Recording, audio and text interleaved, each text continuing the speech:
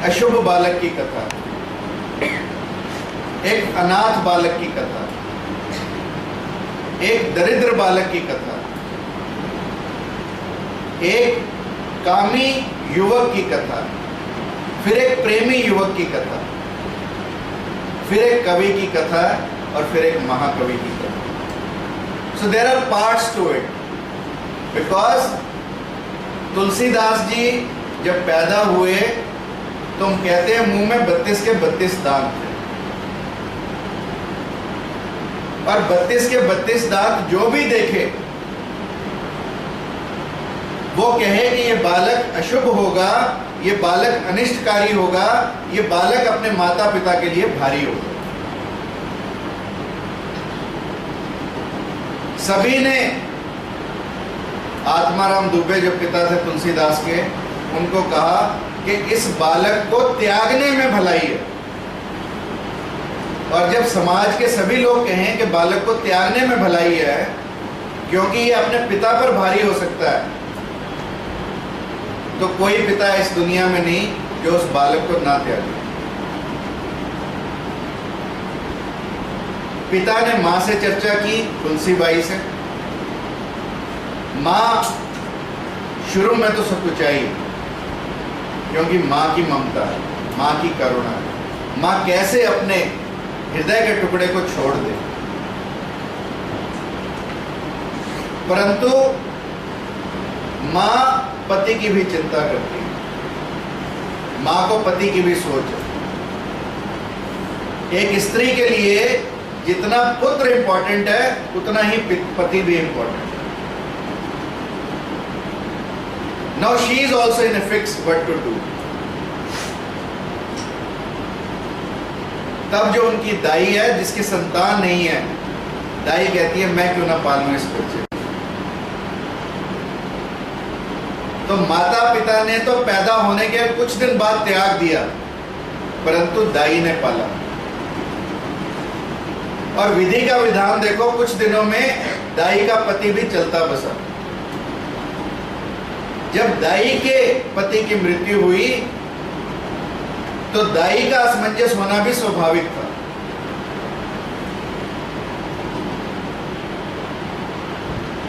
तो 4.5 साल के तुलसीदास को दाई ने भी त्याग दिया। अनाथ बच्चा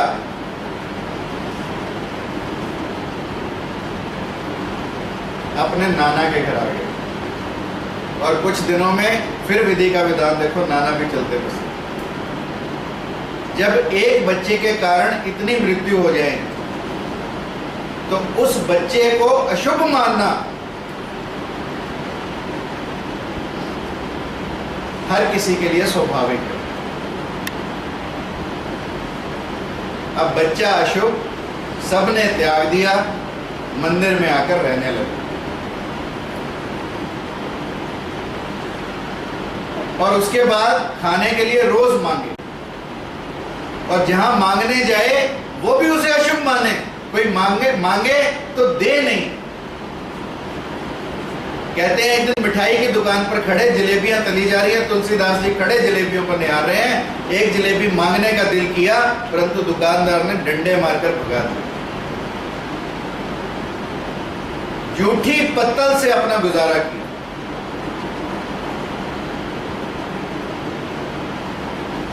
और फिर उस मंदिर में गुरु मिले नरहरि, जिन्होंने तुलसीदास के जीवन को संवारा। इसलिए जब जीवन में दुख आए, जब जीवन में लोग आपको अशुभ माने, जब जीवन में लोग आपको नकार दें, उस समय यदि हम साहस से, यदि हम सत्यता से, यदि हम धीरज से, यदि हम विवेक से काम लें, तो वही जो दुख हैं वो सीढ़ी बन जाते हैं सुख की। लोग कहते हैं तुलसी का यह दुर्भाग्य था, मैं कहता हूं तुलसी का यह सौभाग्य था। अन्यथा यदि ये घटनाएं ना होती तो तुलसीदास एक कवि रह जाते, महाकवि कभी नहीं बन पाते। महान बनने के लिए जीवन में दुखों का होना नितांत आवश्यक है। तीर उतनी ही दूर जाएगा जितनी प्रत्यंचा को हम पीछे खींचेंगे। शेर उतनी ही लंबी छलांग लगाएगा जितना पहले पीछे आएगा। इसलिए जीवन में यह स्वाभाविक है कि हम जितना पीछे जाएं उतना आगे बढ़ना। तुलसीदास का जीवन ऐसा ही, मीरा का जीवन का जीवन में भी 5 मौतें हुई और ये 5 मौतें सीढ़ियां बनी मीरा की प्रभु प्रेम के लिए, क्योंकि उसने देख लिया कि यहाँ का जो भी प्रेम है ये क्षणभंगुर है, एक शाश्वत प्रेम परमात्मा। इसलिए प्रेम किया तो प्रभु से किया। और कथा आगे बढ़ती है तुलसीदास की। तुलसीदास कथा करनी, गुरु मिले, गुरु ने राम का भरोसा दिलाया और राम के भरोसे पर कथा करनी शुरू की। और कथा के दौरान ही एक दिन रत्नावली पढ़ने का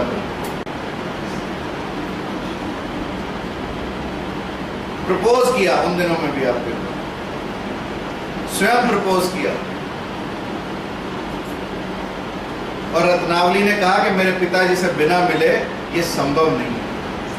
तुलसीदास अपने ससुर से मिलने गए, विवाह। तुलसीदास जब एक दिन रत्नावली बिना बताए अपने घर चली गई, तुलसीदास काम में इतने मोहित थे, अपनी पत्नी के विरह को छोड़ नहीं पाए और नदी उफान पर थी। पहले तैरे, फिर नदी में एक फट्टा, डेड बॉडी को फट्टा समझकर उस पर तैर गए और फिर घर में सांप को रस्सी समझकर अंदर कूद गए। जब ये हालत देखी रत्नावली ने, अब मैं आपको बताऊंगा पत्नी व्यक्ति के जीवन को कैसे नया मोड़ दे सकती। तब रत्नावली ने कहा, हाड़ मां की देह में ताको जैसी प्रीति, होती तो श्री राम में होत न भवती। जो तुम आज अपनी हंसी करा रहे हो, यदि इस हाड़ मास की देह की बजाय परमात्मा में इतनी प्रीति होती तो तुम्हारा जीवन कुछ और ही होता।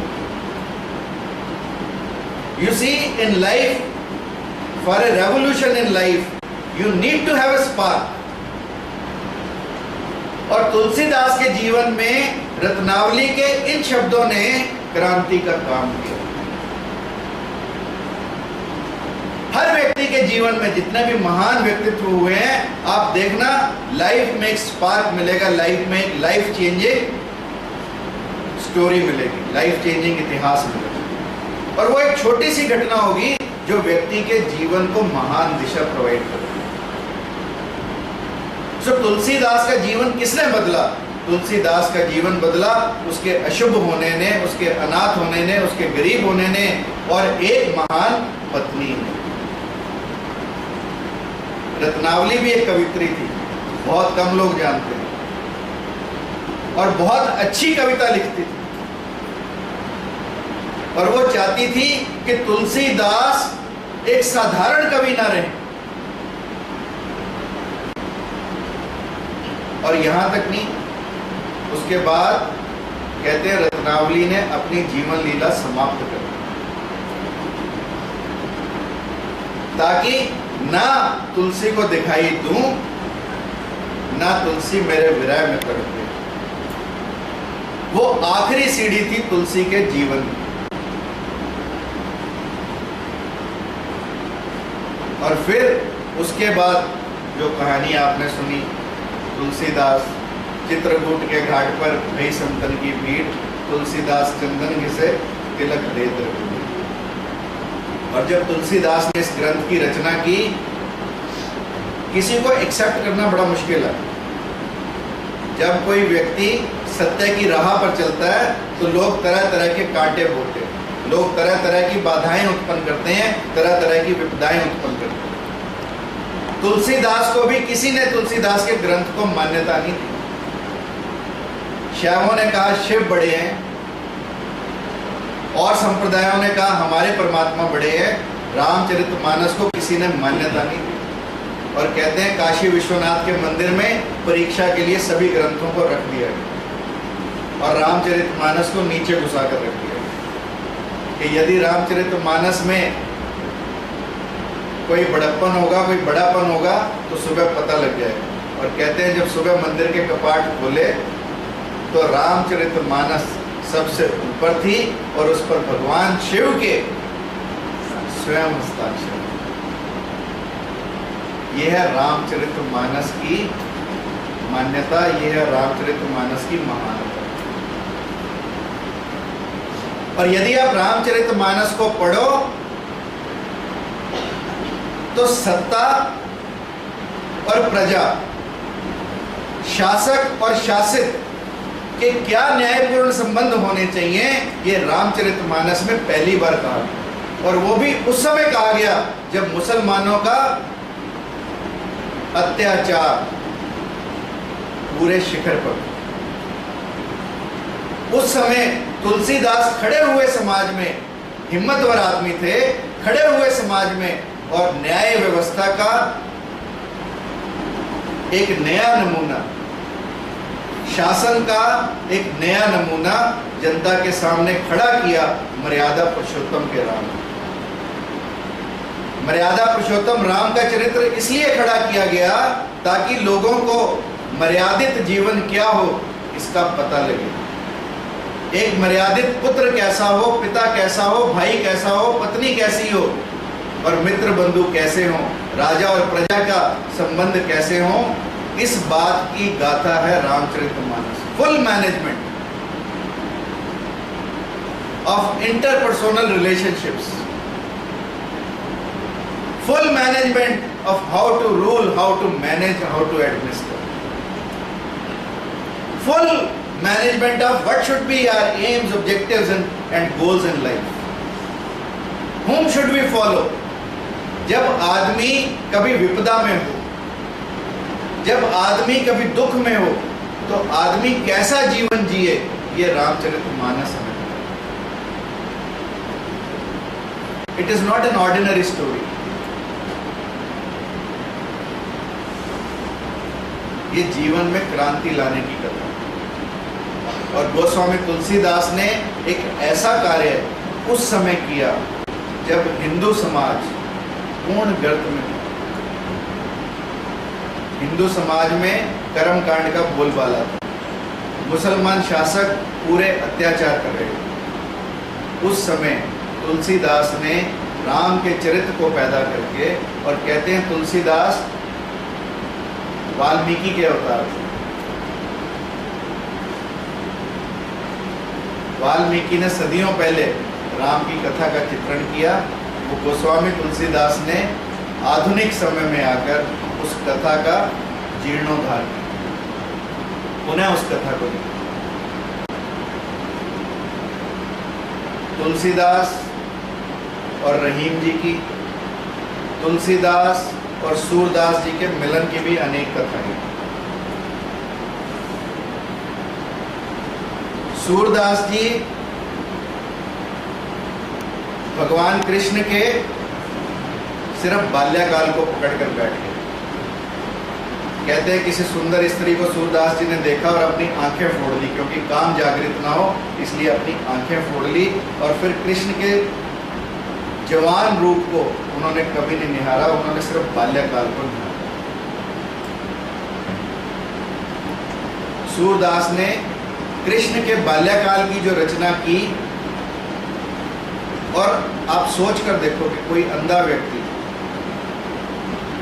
कैसे इतनी सुंदर व्याख्या कृष्ण के बाल्यकाल के जीवन की कर सकते। आंखों के लोग भी नहीं कर सकते, जिनकी आंखें सब कुछ देख रही हो, निहार रही हो, वो भी ऐसा वर्णन भगवान कृष्ण के बाल्यकाल का नहीं कर सकते जो सूरदास ने किया। और सूरदास की परीक्षा भी ली गई। राजा ने कहा कि सूरदास शायद ऐसे ही लिखा होगा, देख ली होगी कभी मूर्ति, उसी का वर्णन करता रहा होगा। तो राजा ने कहा कि कल सूरदास जब अपना पद, सूरदास का एक नेचर था कि रोज परमात्मा के सामने जाकर अपने पदों की रचना करते थे। और सूरदास, उस दिन राजा ने कहा कि आज जब सूरदास मंदिर में आए तो मूर्ति का श्रृंगार ही मत करना। और फिर देखते हैं सूरदास क्या लिखते हैं। और जब सूरदास मंदिर में आए मूर्ति बिना श्रृंगार किए, तो तुलसीदास ने लिखा, सखी देखियो आज अचंबा, सखी देखियो आज अचंबा, हरि देखियो नंगम नंगा। तब सबकी आंखें खुली कि कोई अंधा व्यक्ति भी कैसे देख सकता है। यानी इसलिए देखने के लिए आंखों की आवश्यकता नहीं है, देखने के लिए आत्मा की आवश्यकता है। जिसके अंतः चक्षु जागे हों, आंखें भौतिक हो ना हो, वो व्यक्ति सब कुछ देख सकता है। तो सूरदास एक ऐसे व्यक्ति थे, जब तुलसी से मिलन हुआ तो तुलसी राम को निहारे और सूरदास कृष्ण को निहारे। दोनों एक्सट्रीम है।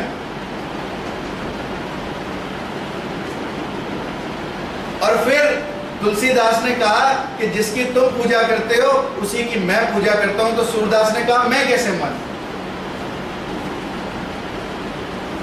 तो तब तुलसीदास जी ने प्रण लिया, तब लिखा, क्या कहूं छवि आपकी, भले बने हो नाथ, तुलसी मस्तक तब झुके जब धनुष बाण हो साथ। और कहते हैं तब बांसुरी वाले कृष्ण की प्रतिमा धनुष वाले राम में प्रतीत हो गई, राम में तब्दील हो गई। ये है तपस्या का फल। ये व्यक्ति राम का भरोसा करके कर सकता है, ये व्यक्ति परमात्मा में भरोसा करके कर सकता है, अन्यथा नहीं कर सकता।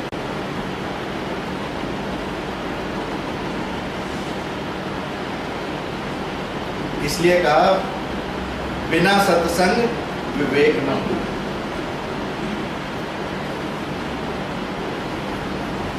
जो असमय में, देखो जिंदगी में हम लोगों को पढ़ाते हैं, आप लोग भी पढ़ाते हो, आप किस चीज की शिक्षा देते हो? डिग्री लेने की। पर व्यक्ति के जीवन में कोई संकट आ जाए, कोई विपदा आ जाए, उसकी शिक्षा कौन देगा? इस चीज की शिक्षा हमारे किसी करिकुलम या सिलेबस में नहीं है। और इसीलिए आज मैं आप सबके बीच में प्रश्न उठाना चाहता हूं कि हम यदि शिक्षा में थोड़ी सी धार्मिकता को जोड़ें,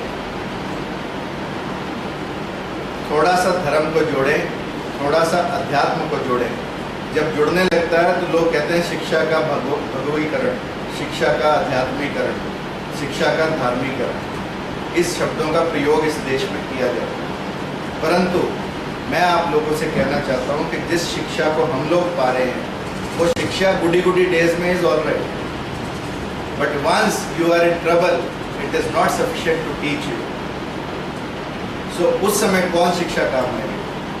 उस समय सत्संग काम आएगा। इसलिए तुलसीदास ने लिखा, बिना सत्संग विवेक न हुई, और बिना राम कृपा सुलभ न हुई। और बिना राम की कृपा के सत्संग भी सुलभ नहीं होता। इसलिए हम सबको सोचना है कि हमें क्या करना, और करने के लिए रामचरितमानस एक बहुत बड़ा ग्रंथ आप सबके सामने है। मैं तो कहूँगा बहुत बड़ा गुरु आपके सामने है, क्योंकि सब कुछ सेल्फ एक्सप्लेनेटरी, थोड़ा सा मनन करने की, थोड़ा सा चिंतन करने की और थोड़ा सा गढ़ने की आवश्यकता